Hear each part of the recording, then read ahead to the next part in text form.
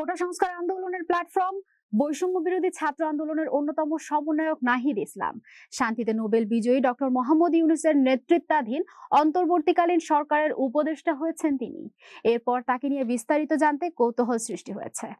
চলুন জেনে নেওয়া যাক কে এই নাহিদ ইসলাম। ঢাকা বিশ্ববিদ্যালয়ের শিক্ষার্থী মোহাম্মদ নাহিদ ইসলাম মাত্র ২৬ বছর বয়সে জাতির কাণ্ডারি হয়ে স্বৈরাচারী কবল থেকে ১৬ কোটি জনগণকে মুক্ত করেছেন। মুক্তিদাতা হয়ে উঠেছে বাংলাদেশের মানুষের কাছে। শেখ হাসিনা সরকারের পতনের গুরুত্বপূর্ণ ভূমিকা পালন করেন নাহিদ ইসলাম। মিষ্টভাষী ও মিশুক প্রকৃতির তরুণ তিনি। বক্তব্য দানে বেশ পটীয়সী।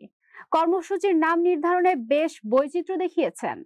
আন্দোলনের সুশৃঙ্খলভাবে সমন্বয় করে সবার প্রশংসা কুড়িয়েছেন নাহিদ। তার ডাকনাম ফাহিম। সরকারি বিজ্ঞান কলেজ থেকে উচ্চ মাধ্যমিক পাশ করেন তিনি। ঢাকা বিশ্ববিদ্যালয়ের সমাজবিজ্ঞান বিভাগ থেকে মাস্টার্স সম্পন্ন করেন। জন্ম ১৯৯৮ সালে ঢাকায়। বাবা শিক্ষক, মা ঘর সামলে সন্তানদের মানুষ করেন। ছোট এক ভাই রয়েছে তার। নাহিদ বিবাহিত।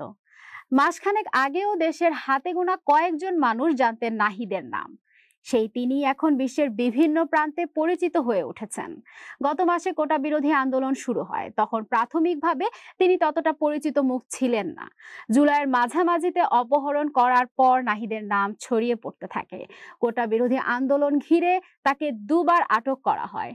প্রথমবার ১৯ জুলাই সাদা পোশাকধারী বেশ কয়েকজন তার এক বন্ধুর বাড়ি থেকে অপহরণ করে নিয়ে যায়।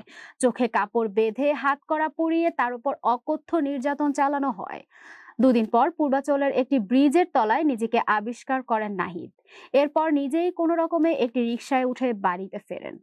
দ্বিতীয়বার ২৬শে জুলাই ধানমন্ডির গণস্বাস্থ্যনগর হাসপাতাল থেকে তাকে অপহরণ করা হয়। পরে সাবেক স্বরাষ্ট্রমন্ত্রী ও ডিবি প্রধান জানান, নিরাপত্তার স্বার্থে তাকে হেফাজতে নেওয়া হয়েছে। আন্দোলনকারী ছাড়াও নাহিদ ইসলামের রয়েছে রাজনৈতিক পরিচয়। তিনি গণতান্ত্রিক ছাত্র শক্তির কেন্দ্রীয় নেতা। ছাত্র অধিকার সংরক্ষণ পরিষদ থেকে বেরিয়ে ডাকসুর সাবেক সমাজসেবা সম্পাদক আক্তার হোসেনের নেতৃত্বে গড়ে তোলা হয় গণতান্ত্রিক ছাত্র শক্তি।